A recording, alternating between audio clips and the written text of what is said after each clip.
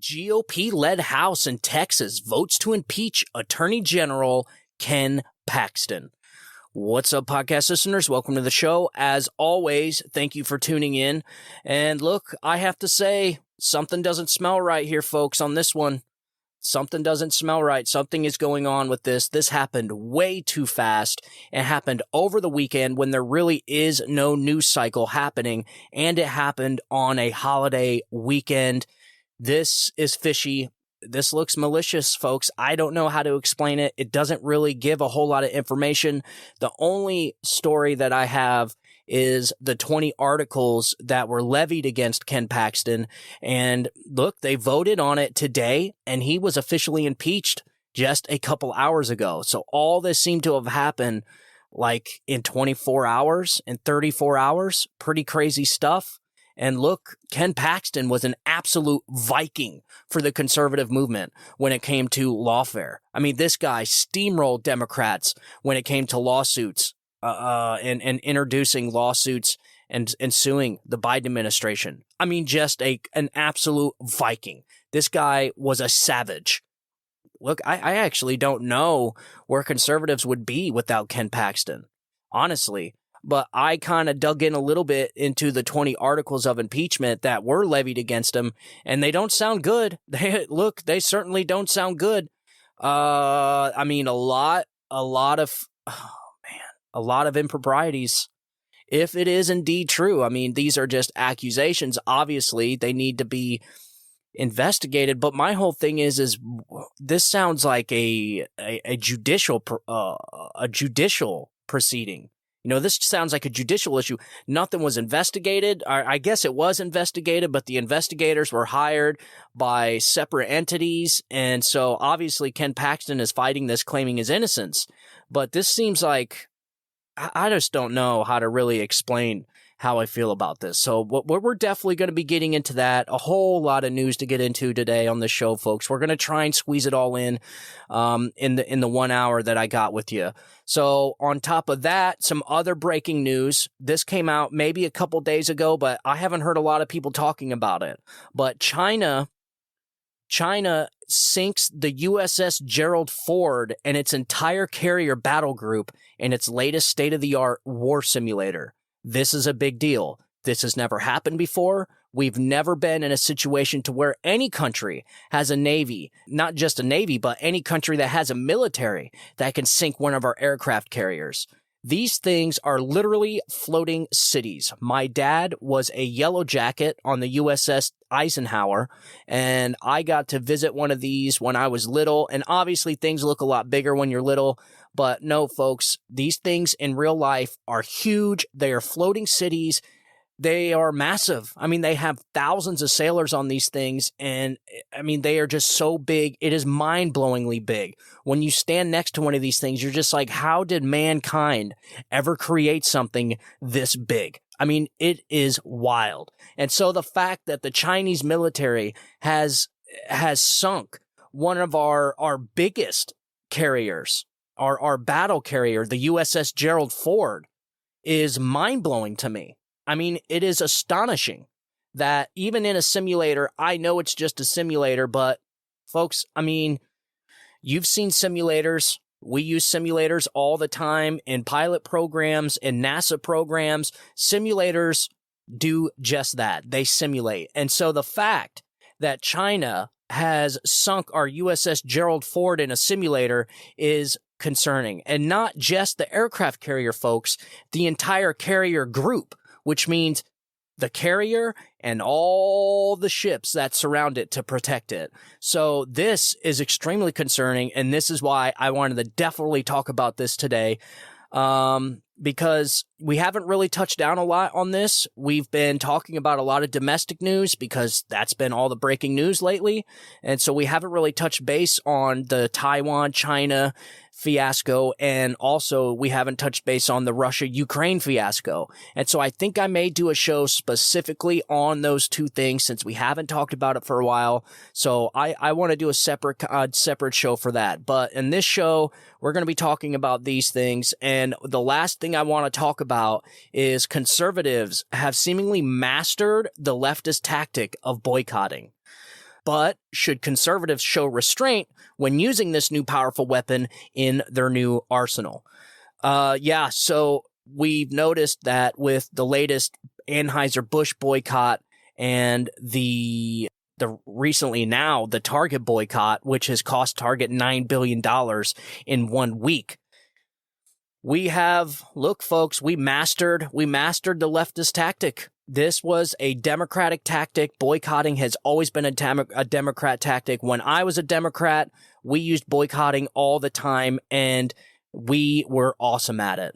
And we always knew that the Republicans and conservatives, the right, was never good at boycotting. They always had their head in the sand, and they were always pro-business, pro-corporation, pro-free market, and everything. Now, with all this woke ideology, all this ESG, DEI stuff flowing through all our corporations and being weaponized against conservatives, now it seems like they took a page right out of the Democratic playbook. So these are the things we're going to be talking about today. All three of these stories are extremely important, and I feel like you need to know them to stay informed with the latest and greatest. So that's what we're going to be talking about on today's show. Let's do this. You're listening to The Stephen Torriello Show, building a platform of liberty for people in search of truth with a dash of hope and a life worth living. The Stephen Torriello Show. And you never know where Stephen may go. And now, here's Stephen. All right, ladies and gentlemen, welcome back to the show. I hope everybody had a great weekend, a nice long weekend for those of us that were off Saturday and Sunday. I actually had Saturday off for once, which was kind of great. So I had a 3-day weekend, which doesn't happen very often. So that felt kind of good. It left me a lot of time to put out some content and kind of catch up with everything and spend some time with the family. And that is always good, folks. Sometimes we just got to take a break from all this stuff and sit back and just appreciate what we do have instead of worrying about the things that we don't have. I always used to say that we are better than most and worse than some. And so if you have that mindset going through life, you kind of appreciate things a lot more. It doesn't matter how much money you have. You know, everybody's got their own problems. Everybody has their own problems. It doesn't matter. So, you know, when you look at people on social media and it seems like they have the perfect life, they always have problems, folks. Everybody does. So it was good to just have a nice long weekend. And so I want to go ahead and just jump right into all this stuff that has happened over the weekend. From the Gateway Pundit, it says, breaking, Texas rhinos and Democrats vote to impeach highly popular Attorney General Ken Paxton on holiday weekend.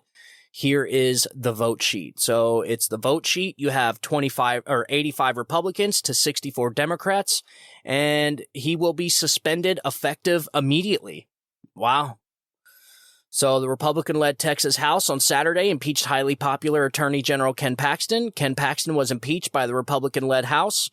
The vote tally was 121 yay, 23 nay, and 2 present not voting. For final removal, though, it would require a 2/3 vote in the Senate.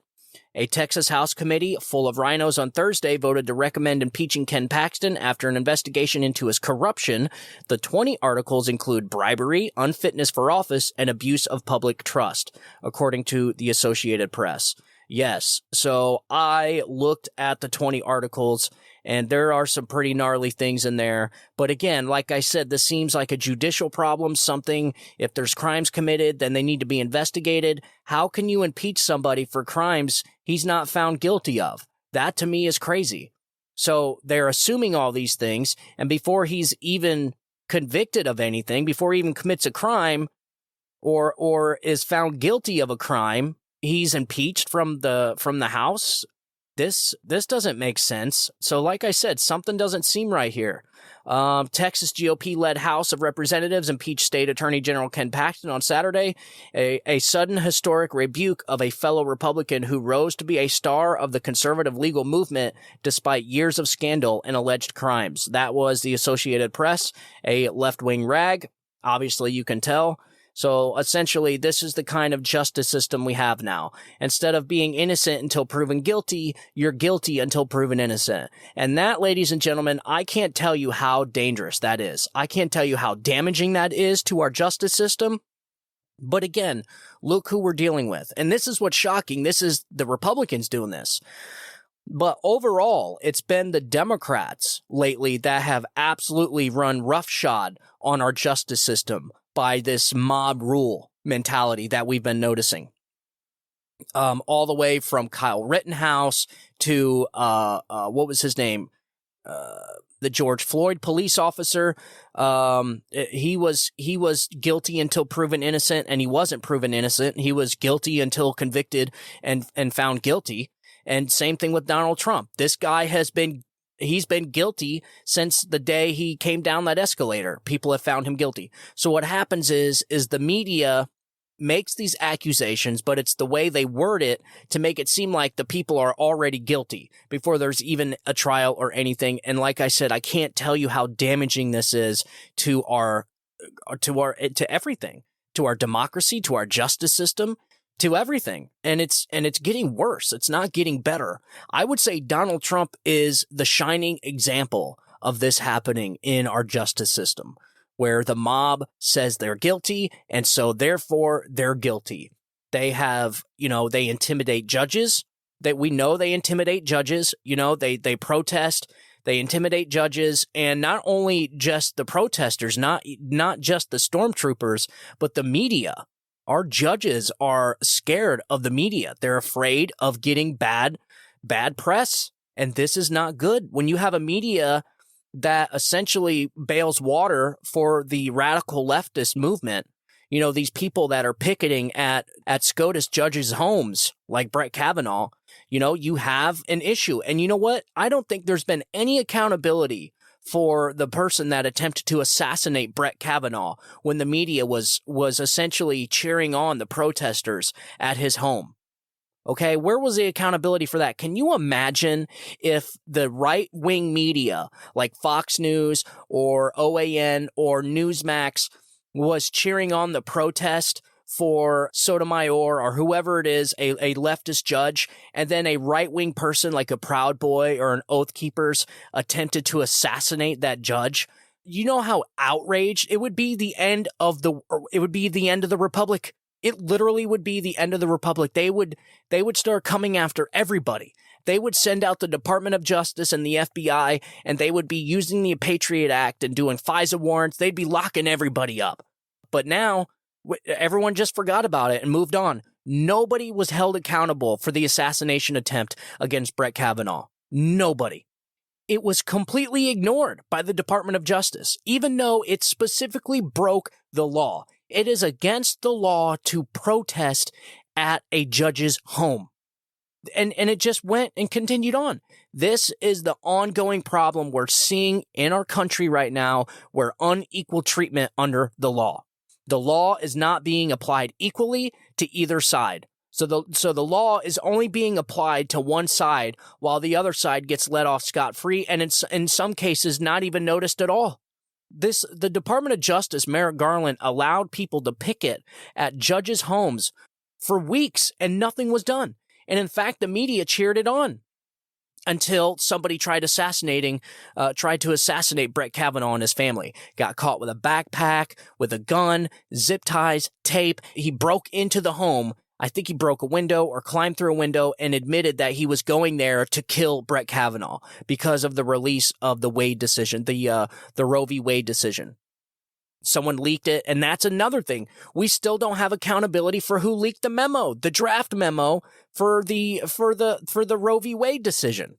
I mean, look, folks, if it was a right-wing judge, if it was Clarence Thomas that leaked a draft decision from the Supreme Court, never happened before, ever, in this country's history, the left-wing media and the Democrats would be apoplectic. They would be losing their freaking minds. And what happens now? No, we don't even know who it was. Nobody cares. Everyone just moves on. It's so obvious that there is unequal treatment of the law here. between Republicans and Democrats. It's obvious. Everybody notices it. Democrats don't care for the simple fact because they're benefiting. And so they don't care. Persecute their enemies. They don't care as long as they can't vote. If it means the people can't vote, then go target all the Republicans you want. And it's just unacceptable, folks. It cannot work this way. And so this is the problem I have with the whole Ken Paxton thing. I think Republicans and, people need to get to the bottom of what happened here. They're getting ready to come after one of our staunchest supporters, one of our greatest warriors in this battle that we're in, this war, this culture war.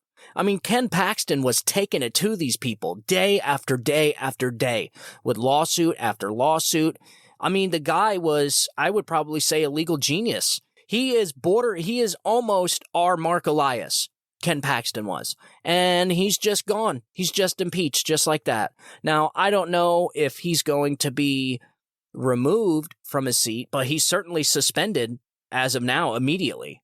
And so, obviously, the AG Ken Paxton is defending himself, claiming innocence, and he's got a tweet here he just sent out. I am beyond grateful to have the support of millions of Texans who recognize that we just witnessed is illegal, unethical, and profoundly unjust. I look forward to a quick resolution in the Texas Senate, where I have full confidence the process will be fair and just.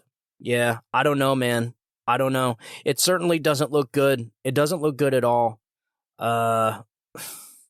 Everything that happens now, you have to be under the impression that it's a tactic from the Democrat Party. And I always do this. Every time something like this happens, I sit back and I say, okay, where are the Democrats involved? What did they have to do? What did they have to do with this? Where are they at? What are they up to now?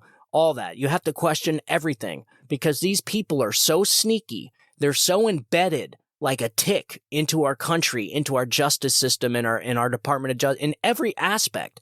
They are embedded into every institution we have. Every taxpayer-funded institution is embedded and infected with Democrats and their ideology and their agenda. And look, their whole mindset is you got to break a few eggs to make an omelet, and they have no problem breaking eggs.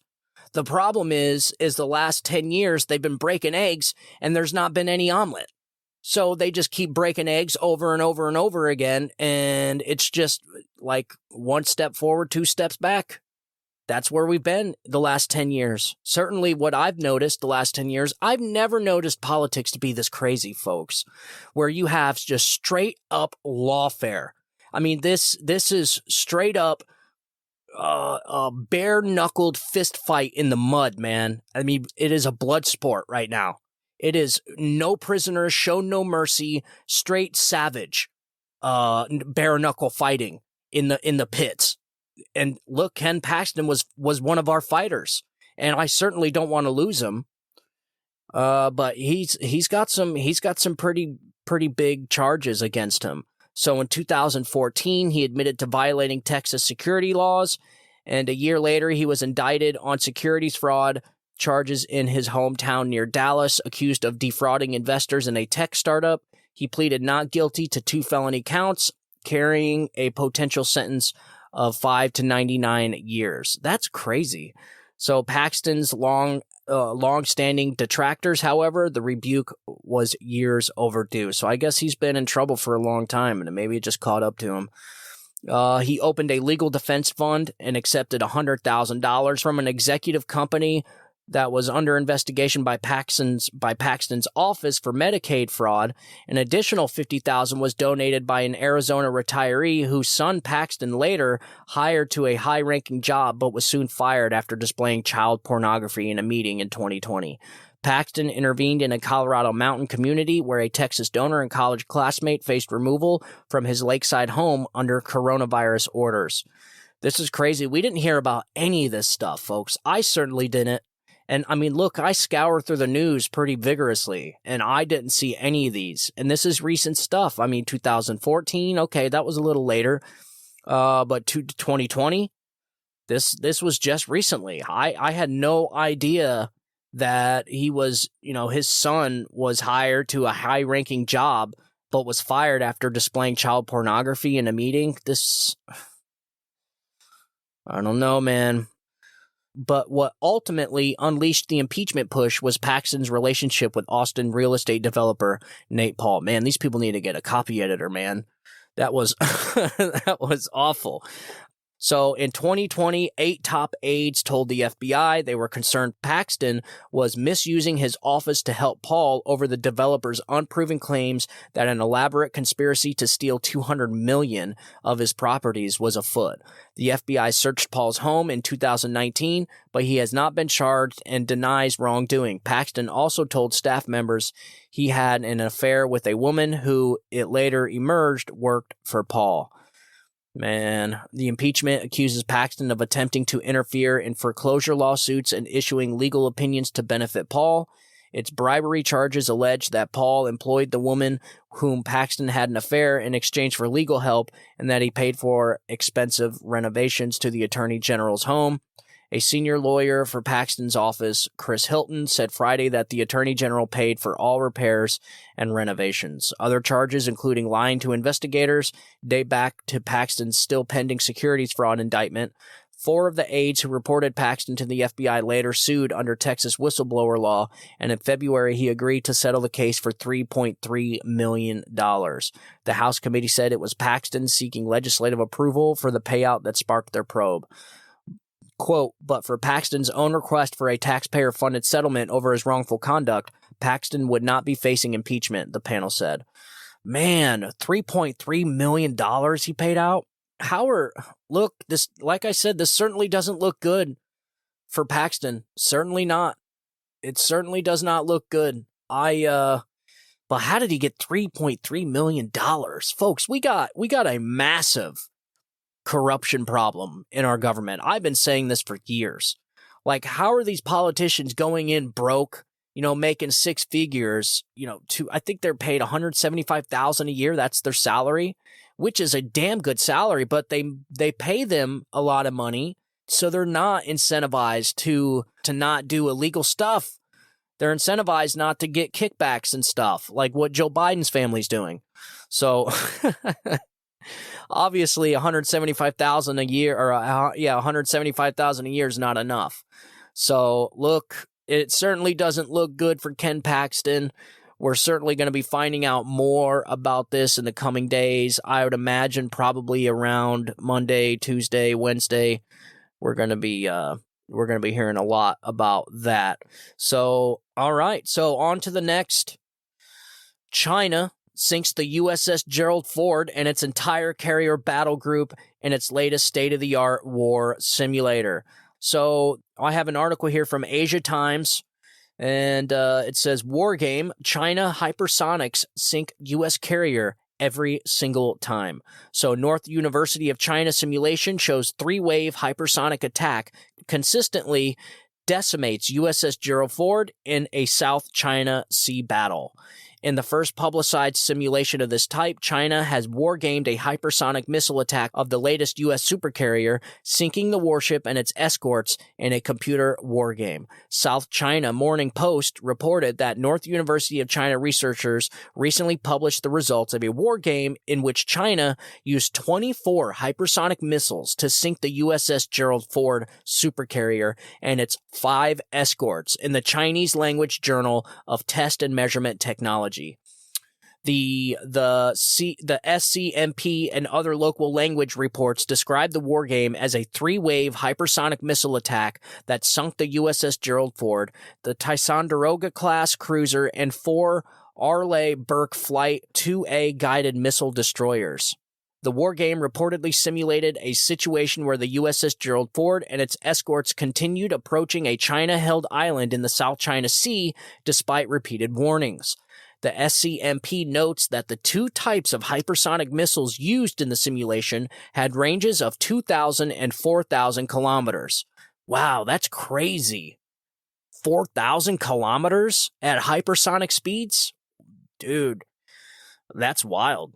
So with 80% and 90% chances of hitting the target, respectively, and capability of sinking the U.S. supercarrier with 1 or 2 hits. That's wild. 1 or 2 hits with one of these hypersonic missiles and you sink an entire supercarrier? Whoa. And listen, folks, the United States military does not have hypersonic technology yet. I repeat, does not have hypersonic technology. We are lagging in the hypersonic field. So this is what I'm talking about, folks. So while we're busy, wokeifying our military, we got China creating hypersonic missiles and, strategizing to take out our entire carrier battle groups. Not good. This is not good. So SCMP says that the research team assumed satellite targeting would not be available and only a limited number of hypersonic missiles, forcing the People's Liberation Army to rely on a sea-based surveillance to track and identify the U.S. fleet. The PLA then fired 8 less reliable hypersonic missiles from the southern and central China in simulation. The attack reportedly depleted the U.S. fleet's 264 interceptor missiles, including the advanced SM-3 armed with the hit-to-kill warheads, with 2 missiles fired at the USS San Jacinto. That volley was followed by 8 more reliable hypersonic missiles fired from the northern and western China, with 4 aimed at the USS Gerald Ford and the others targeting the Arleigh-Burke destroyers. Afterward, the PLA confirmed the status of the surviving Arleigh-Burke destroyers and then sunk them with 6 of its remaining less reliable hypersonic missiles fired from southern China. The destroyers survived the first 2 waves due to having the most soft-kill weapons in the fleet, such as electronic warfare systems, chaff, and flare dispensers. The SCMP report also mentions that the Chinese research team repeated the simulation 20 times to minimize uncertainty. In addition, they noted the importance of patrol missions and lure tactics to identify targets, conserve limited missiles, and reduce the number of enemy interceptor missiles. So essentially what this is it's just a 3-wave attack where they just launch missile after missile after missile, and what happens is first of all, these hypersonic missiles are so fast that we don't have anything that can take them down, okay? Because, interceptor missiles are great if they're going towards the hypersonic missile, because they certainly can't outpace them, okay? They're not faster than hypersonic, not even close to being as fast as hypersonic. So they need to intercept the missile as the missile is coming in. So look, if it's coming from another angle or something like that, or if it's caught off guard, you're talking about something that's flying at Mach 7, which means it's going 7 times the speed of sound, 7,000 miles an hour. So look, the Earth is 25,000 miles in circumference. So you're talking in 4 hours, one of these can go around the entire globe. Okay, I would say, but just to be safe, put it at 5 hours. So think about that. In 5 hours, obviously it can't because they don't have that kind of range, but I'm just trying to put it in perspective for you. In 5 hours at hypersonic speeds, a missile can go around the entire world. That's how fast these things are coming in. And so what it does is it overwhelms the defense systems, the soft kill weapons, like it was saying, the electronic defense systems and these, the interceptor missiles, the SM-3 armed with the hit-to-kill warheads. So look, this ain't good.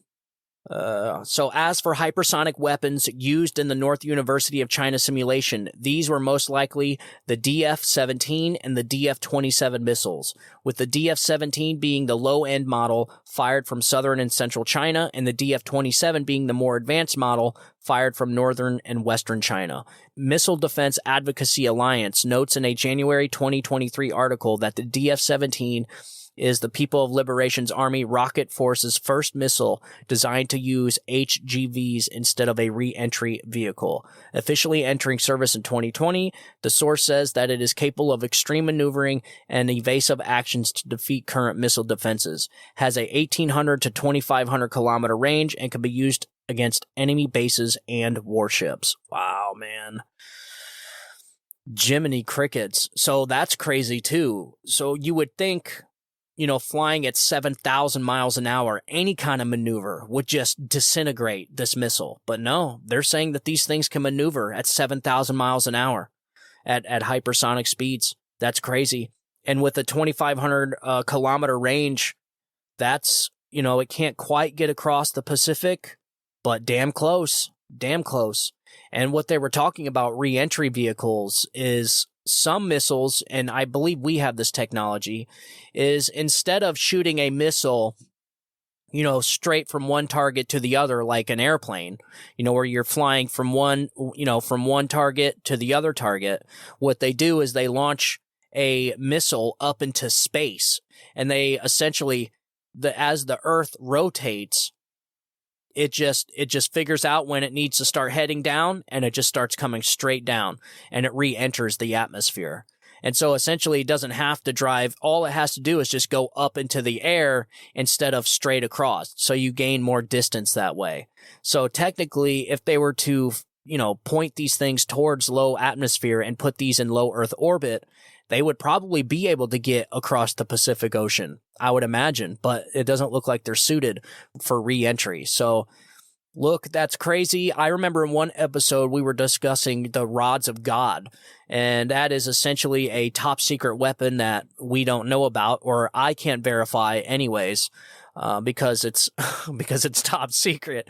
So, what it is it's these 20 foot long telephone pole sized tungsten rods in the shape of an arrow that are sitting on essentially what is like a platform, a launch platform up in low Earth orbit. And what they do is they launch these tungsten rods, these telephone pole sized rods, down into Earth's atmosphere at essentially any target they want, whenever they want, wherever they want. And they come in with the kinetic force of like an asteroid. And so there's no explosives, there's no warhead on it, there's no explosives on it whatsoever. It does all its damage with sheer kinetic energy. And they say they can plunge hundreds of feet into concrete bunkers. They can go into entire mountains. So like Cheyenne Mountain, one of these tungsten rods can go and penetrate right into Cheyenne Mountain. So that is crazy. That's a top secret weapon that we supposedly have, and the United States military has, which I pray we do. Look, I've always been a firm believer, like, I don't care what you got. I don't care what you're working on, just so long as it works when we need it to. So if you want to go ahead and spend money building a black hole bomb or or some kind of neutron bomb or some kind of antimatter black death bomb that no one's ever seen before, then go ahead. Just so long as it works when we need it to. I don't want to know about it. I don't want to see it. Just make sure that it's there so that it's there when we need it to be. And that's really what I care about. And believe me when I say, if there is any hint that there is something like the rods of God, you probably should assume that it is real. But this hypersonic technology that we're lagging in is certainly concerning. And like I said, it's just sad that the United States military is too busy, getting woke and going woke instead of actually learning how and training our soldiers how to vanquish our enemies. That is what I am worried about. That is the only thing that the military should be worried about. How to kill people. That is it. They should know how to kill the enemy. That's what they're there to do. That is their mission, and that is what they should do whenever the time calls for it. And so this whole idea that the military and Mark Milley is focusing on white rage and inclusivity and DEI, diversity, equity, inclusion BS, that is terrifying, folks, and it is absolutely affecting our recruitment numbers. Our recruitment numbers are awful. I mean, they are down big time. Nobody wants to join this military, folks. They just don't. When they see things like the withdrawal from Afghanistan, think about it. What is the incentive to join the military? What? The pay's not great. What, you get to travel the world? Okay, I see that. But what incentives does an 18-year-old have to join the military? When you have a commander-in-chief like Joe Biden, when you have a general like Mark Milley, I mean, it's no wonder why the recruitment levels are low. Not only that, it's not just because of that, but also because the younger generation can't pass physical exams. They can't pass the PT test. They can't do pull-ups and push-ups. that there's there's an entire generation where a mass portion of the population is overweight. And so they can't recruit young soldiers because they're all overweight and unhealthy. And it's getting worse. It's not getting better. It's getting worse. Where's Michelle Obama when you need her? And remember her whole kick on the meals, like that was her thing all through the administration. The Obama administration was Michelle Obama's healthy meals for kids. The kids hate lunch now. They hate it. Their lunches are disgusting.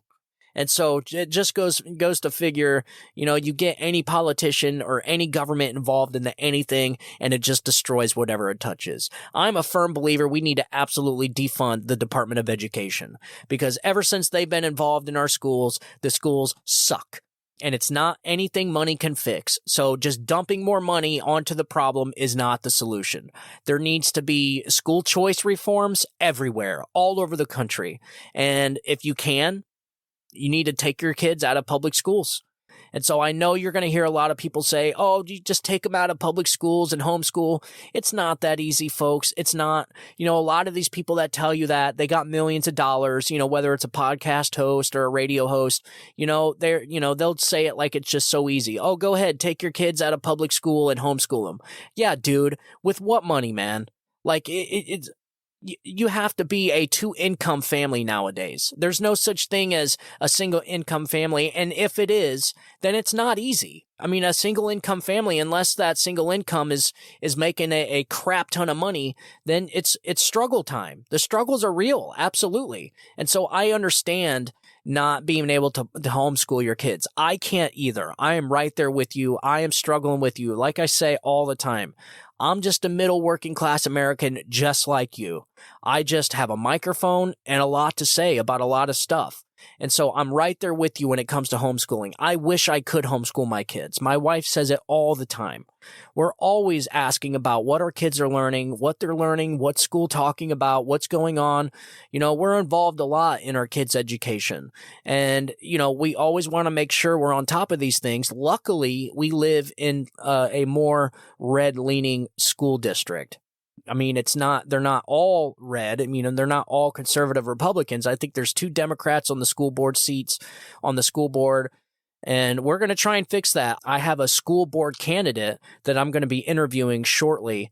And we're going to be talking about all this stuff because he's a big conservative like me, and he sees exactly what we see with the schools and how they're being overrun by this woke ideology and how racism is being injected back into the schools and how kids are failing everything. The teachers are failing the kids. The schools are failing the kids. I don't want to say teachers in general. I know it's not the teachers' fault, at least for most of them.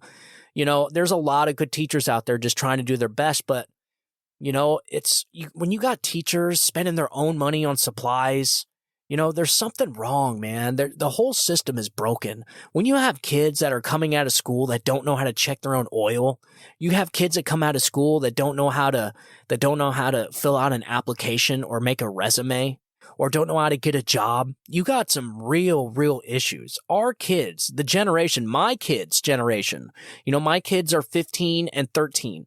Their generation is screwed, man. Absolutely screwed.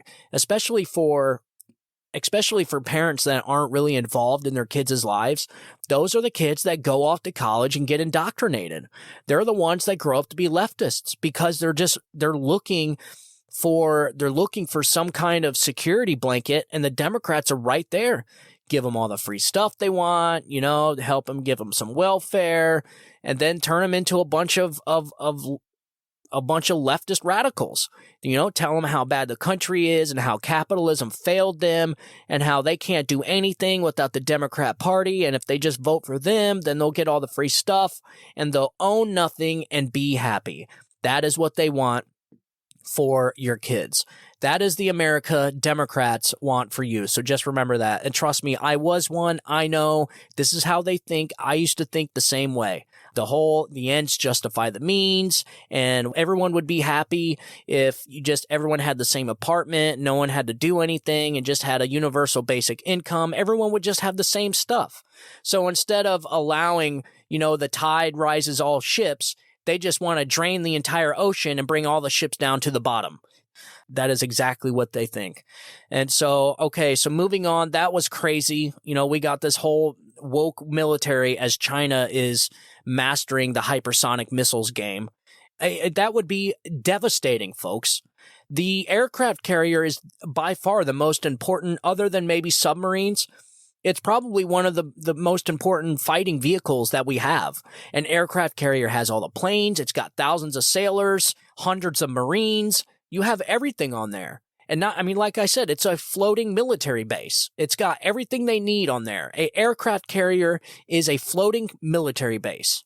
And so to think that 2 missiles flying at 7,000 miles an hour can take an aircraft carrier down to the bottom of the sea, and it was done 20 times on a simulator, that's pretty crazy.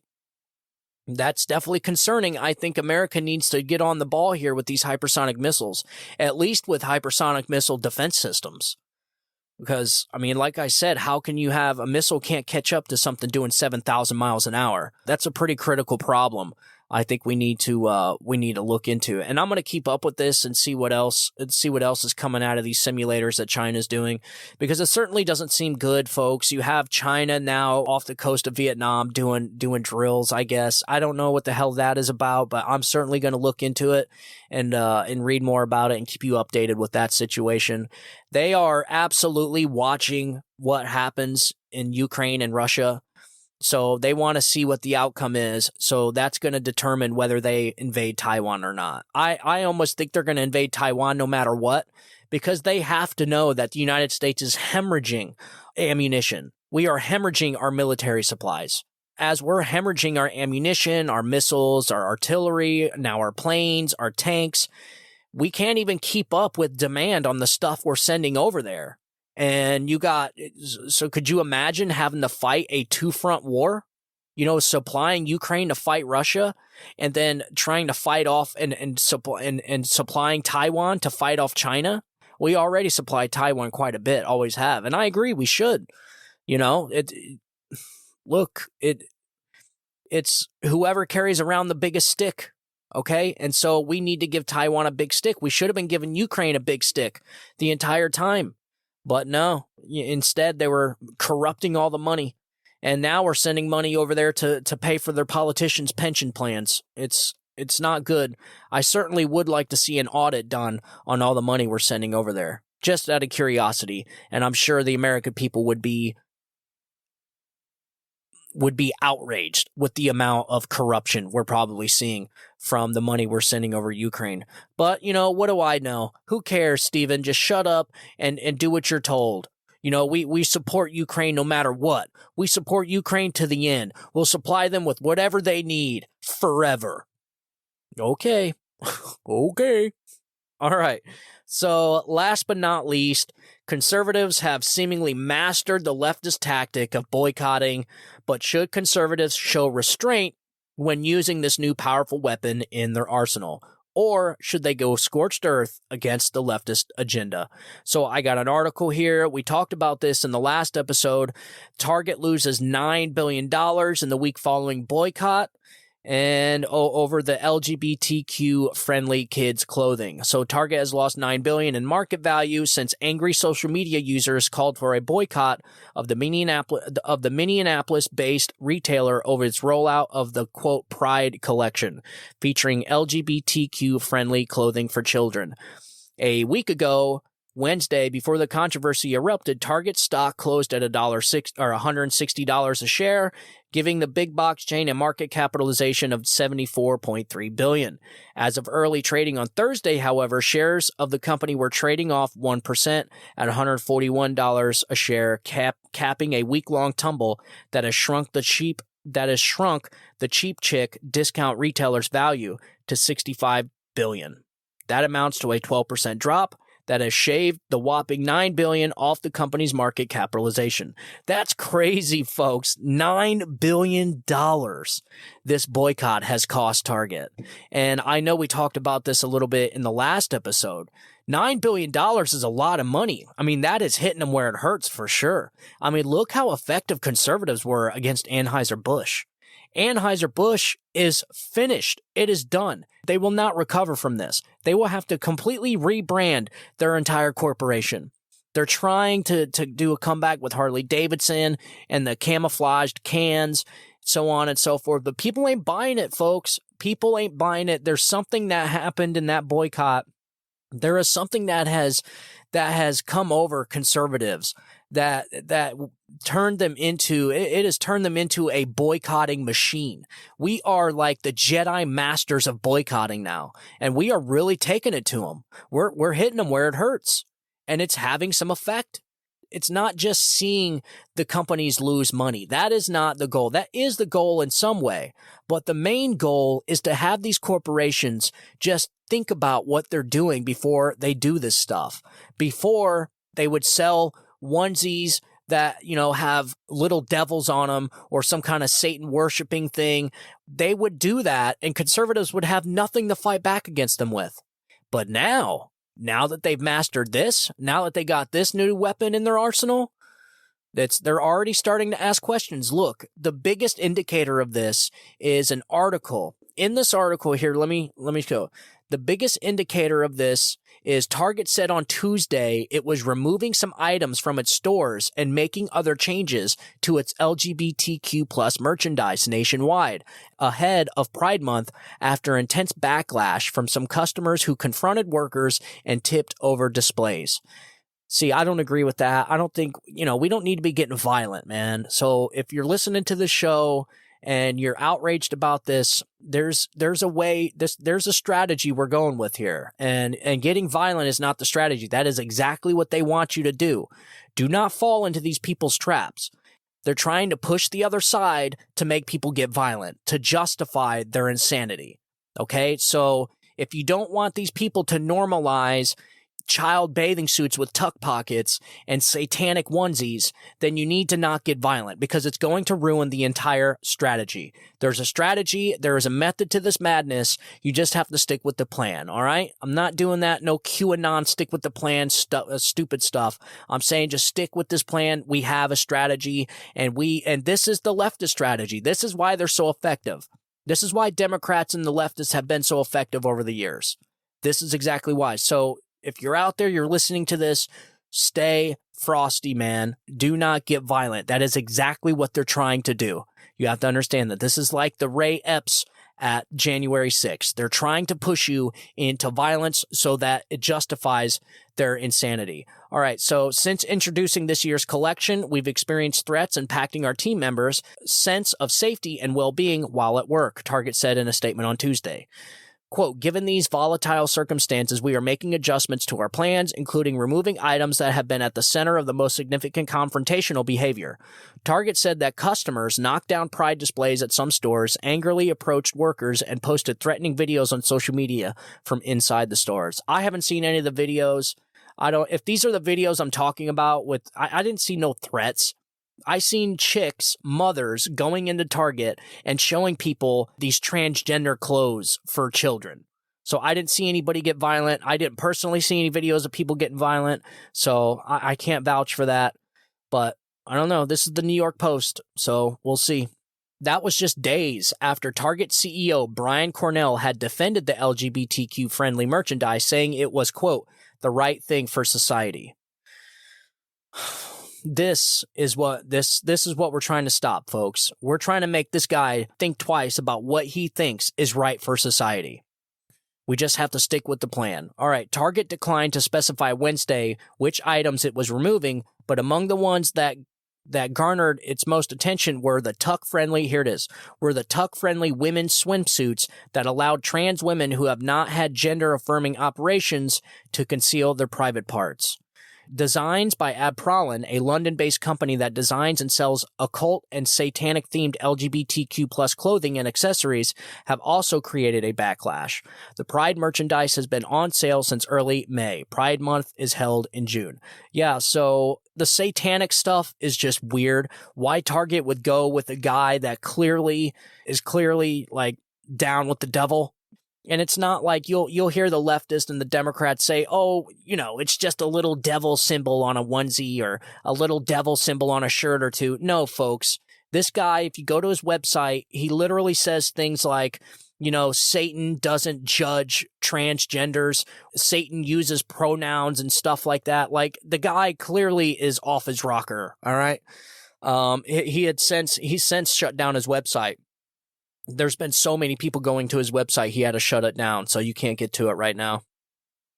I tried, but a lot of people, they can go back to the Wayback Machine and get images and stuff. The images are certainly out there. So Target confirmed that it has moved its Pride merchandise from the front of the stores to the back in some southern stores after confrontations and backlash from shoppers in those areas. Conservative commentator Tommy Loren said on Tuesday that Target is about to see its business suffer in the same way that Bud Light did. Yep, boom. That's exactly what we're going for, folks. That is the strategy, okay?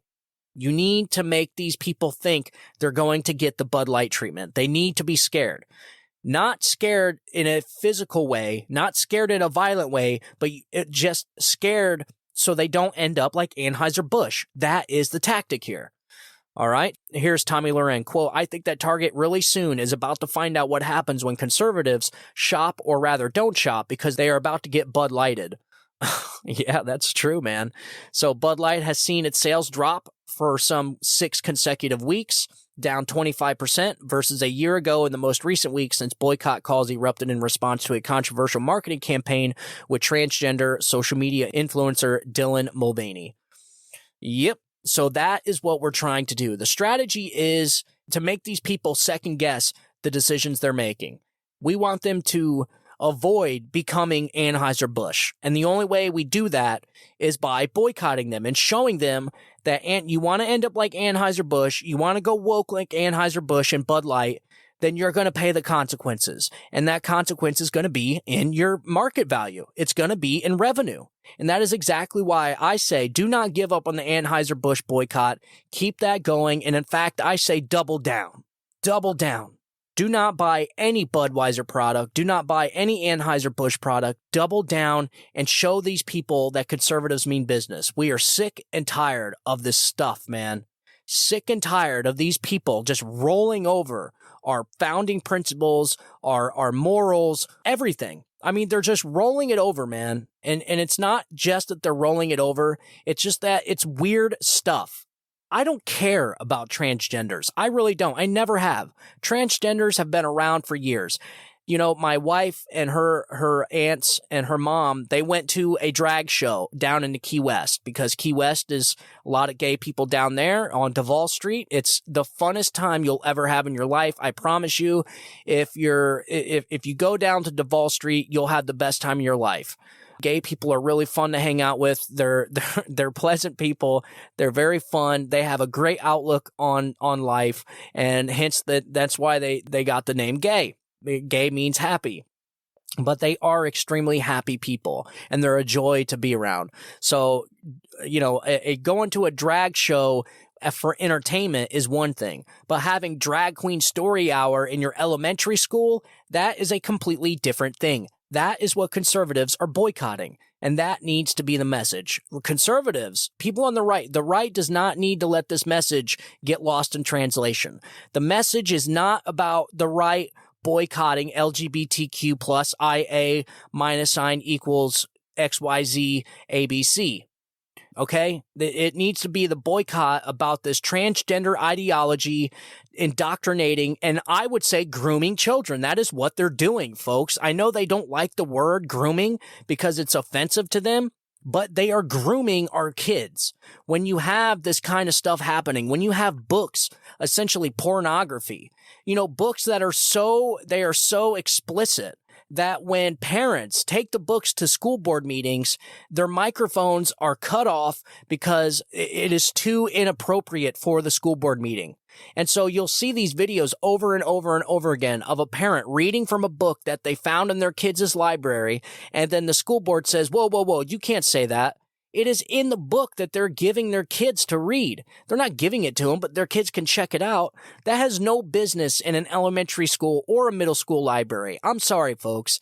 And their whole idea is to target the right and accuse the right of being anti-LGBTQ. No. The right, conservatives and Republicans, are against the transgenderism targeting children. Leave the children alone. I'm telling you, you do not want to come in between a mother and her child. All right? That is the last thing you want. And just, if you need an example, look at Youngkin. Okay? That's a perfect example where the school tried to cover up for this boy that was pretending to be a girl, went into a girl's bathroom and raped a young girl. Okay? And the school tried to cover it up. And instead of arresting the boy or punishing him or holding him accountable, they move him to another school, and he does the same thing to somebody else's other girl.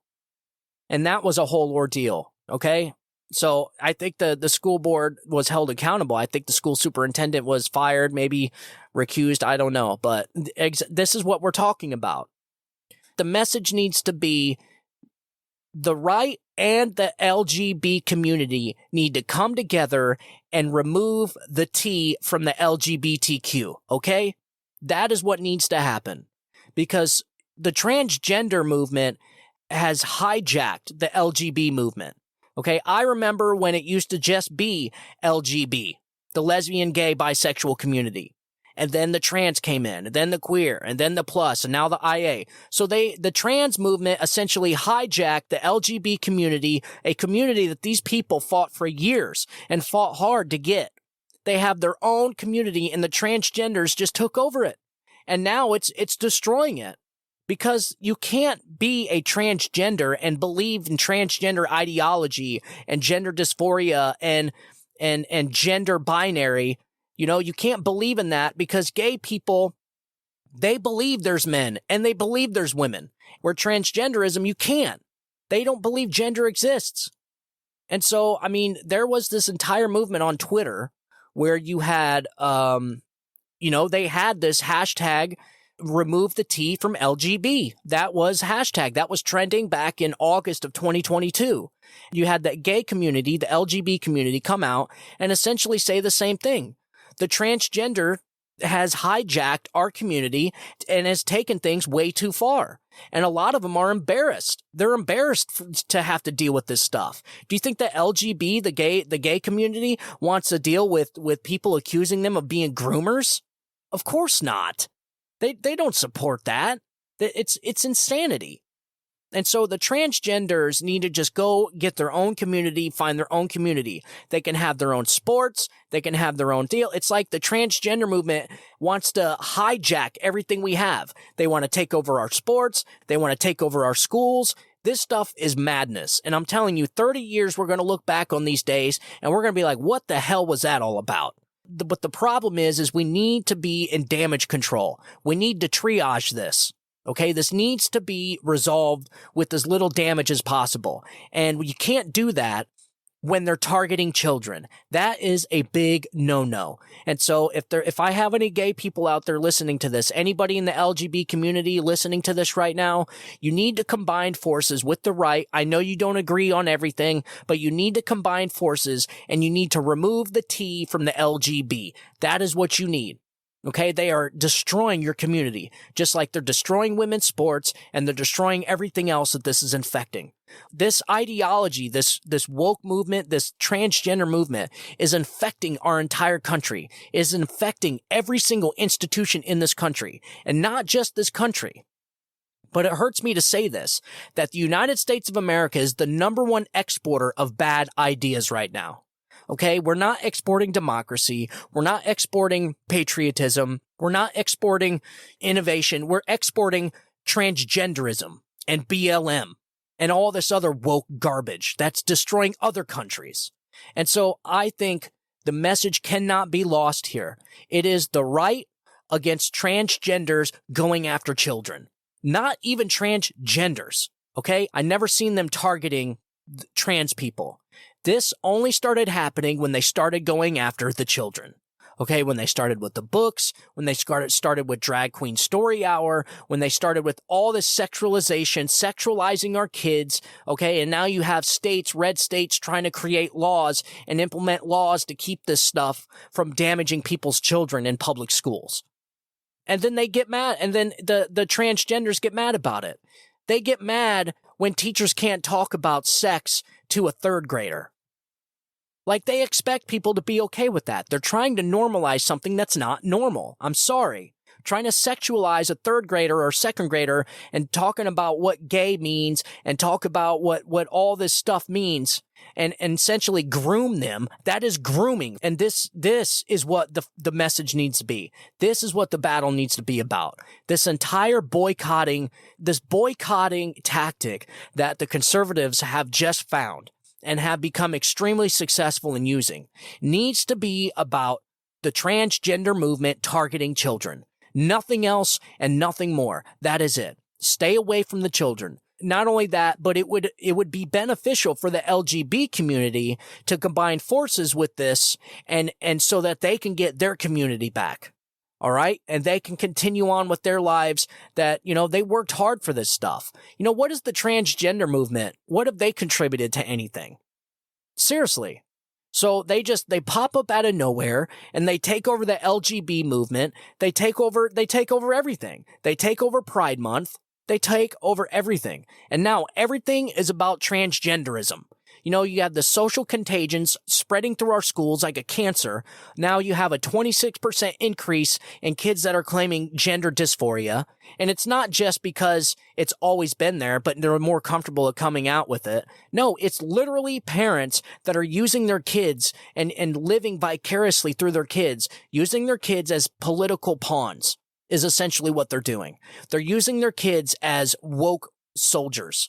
I just read a story about a grandpa that is pretending to be a grandma, okay? A man pretending to be a woman, taking a 4-year-old granddaughter out to the middle of the street during a parade and shooting off a blue gender reveal cannon so that he's identifying as a boy and everybody should celebrate it. This is the problem, folks. This is insanity. And if you want to do that, fine. Go ahead. I have no problem with you being in your own little weird world. But the problem is you're trying to force other people into your cult. We do not want a part of your community. We do not want a part of your insanity. So it's like they know that sane, rational adults won't celebrate their transgenderism. So now they have to go after the kids so that they can indoctrinate the kids so that the kids will grow up celebrating transgenderism. No, man. No. Like I said, Republicans and conservatives, people on the right need to combine forces with the LGBT community and push the T out of the LGBTQ. That's it. That's all you got to do. And I just see this message being lost with Whoopi Goldberg on The View talking about, she's sick and tired of people telling her she can't be friends with trans. She's sick and tired of people telling her she can't go to drag shows. Nobody's saying that. These women on these shows are so dumb, man. So dumb. And look, it's just sad. And unfortunately, that is the way that it is. And like I said, we need to stay strong with these boycotts and keep these boycotts up. I think it's vitally important that conservatives, Republicans, people on the right keep up with these boycotts and show these corporations that they need to think twice before injecting this woke ideology into their corporations and infecting our society with all this crap. All right. And then also something I was thinking about is it's not enough just to boycott these corporations, but I'm digging into some stories right now, and I'm not done with the research yet. I'm still prepping for that show that I'm going to do. What it essentially is how BlackRock is weaponizing ESG and using its force with its $9 trillion in assets and is essentially taking these corporations hostage. I don't know. I'm not too sure about Target. Target probably wanted to release these transgender baby clothes, but BlackRock and these huge, multi-trillion-dollar companies, they're forcing a lot of this stuff. They're forcing a lot of this wokeness and they're injecting a lot of this wokeness into our culture through corporations because they're worth $9 trillion. They have $9.4 trillion in assets that they can use as a tool, as a weapon to essentially bludgeon any corporation that doesn't want to push the narrative. And so this is a story I'm reading into right now, and I'm going to do an episode about it. And I found some pretty crazy stuff and that involves BlackRock and that donations that Anheuser-Busch has made to political parties. And so I don't think Anheuser-Busch is as conservative as people think. You know, for a while, you had people like Trump Jr. come out and say that Anheuser-Busch was a big donor to the Republican Party, and it was, but that was back in the day, not now. Not now, they're not. They're starting to go a little bit blue. But I don't want to give too much because I haven't really got the details yet, so I don't want to share too much about that. So anyways, that's all I got for today's show. I hope we hit on some pretty good stories. They don't really have too much to do with one another, except for, you know, the continuation of our country going through a bad trend right now, and it's not good. I just don't remember things being this bad, man. It's just sad that we all have to go through this stuff. And what's even more sad is it's like we have a huge portion of our population that just don't see it. They just don't see it. I wouldn't say the majority of our population, but a big chunk of it just don't see any of this stuff. And so that's what this show is for. Hopefully they tune in and they get informed with a lot of this stuff and get motivated in fighting back against this. It's awful. I just want people to be informed so that people can make informed decisions. So I want to make the show purposely to let you know about places like Target. So when you're thinking about going shopping, you won't go shopping at Target. That is what we need to do here, folks. By all possibility, you need to stay away from Target. Don't shop at Target. Go shop somewhere else. Spend the few extra bucks and just, you'll be doing your country a huge favor. It was easy for the Bud Light boycott because there's so many different beers out there for people to drink. And so it was easy just to buy a different kind of beer for the same price, you know, but you know, going to different stores is I understand it's not so easy, especially in times like these, and inflation's insane, and this Biden administration, this woke, corrupt establishment swamp, this whole corrupt temple is just making life impossible for people right now. And it's really sad. And look, I know it's hard. I'm right there with you, but we got to do this. It's for our country. It's for our kids. So keep up the boycotts, keep up the Anheuser-Busch boycott, keep up the Target boycott so that we can show these people we mean business. And then we need to come up with a strategy for these corporations that don't want to go woke. We need to come up with a strategy so that these corporations have somewhere to go to, so that these corporations have an ultimatum. It's one thing to boycott these companies into oblivion. It's another to help them out and point them in the right directions to go into so that they find some middle ground. I don't want them to support either ideology. I don't want them to be right or left. I just want Target to be Target, just be a retail store. I just want a beer company to make beer. That is all we're trying to do, but we got to give these corporations an ultimatum. You know, we can't just destroy them and be like, okay, you're on your own. Be like, look, you don't have to do this, because if you just drop this wokeness, we'll be more than happy to shop here. And so if they turn around and they start, you know, correcting course, we need to reward them by shopping there again. Or, you know, figure in other ways. Like I said, I'm working on a story right now about BlackRock and how they're involved in all of this stuff. People like George Soros. It's not a conspiracy theory. It is, I'm digging in deep. I'm finding this stuff. It is a real thing that's happening, folks. The World Economic Forum, where these people, literally, you can find the audio clips of these people. They're not afraid to say it anymore. You'll own nothing and be happy. It's these people that got so bored running their multi-billion-dollar corporations that now they just want to run the world. And so these are the people that are really, they're on top of the pyramid here. These are the people behind all of this. It's just we need to find out who they are, and so that we can point them out. Okay, we got to point these out and expose these people. That is the key. That is what we need to do, and that is what we will do. So that's all I got for tonight, folks. If you guys have any questions, you can get a hold of me at StephenTorrielloShow@gmail.com. Please, if you could, share the show with your friends and family. It really helps. And tell them to follow the show. Tell them it's free. And also, if you could, it would be a huge favor for me. I know I don't ask you too many favors, but if you could just leave a review on my show, it really helps the show hit the charts. And just leave a 5-star review. Just say anything. You don't even have to like the show. Just leave a 5-star review. Or you could leave a 1-star. I wouldn't appreciate that. But if you could just leave a 5-star review, leave a comment. Let me know what you think about the show. Send me an email. I'll reach back out to you if you got something cool to say. Send me an email. If you got a story you want me to see, let me know. Send it over to me. That's StephenTorielloShow@gmail.com.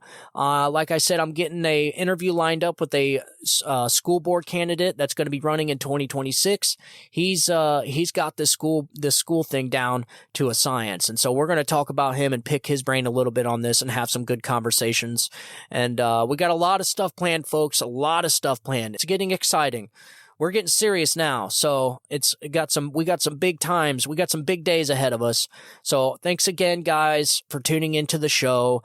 Come back for another show. I'm going to try and release one tomorrow. So I just want you guys to have a good day. Have a great week. God bless you, and God bless America. You guys have a good day. Bye-bye.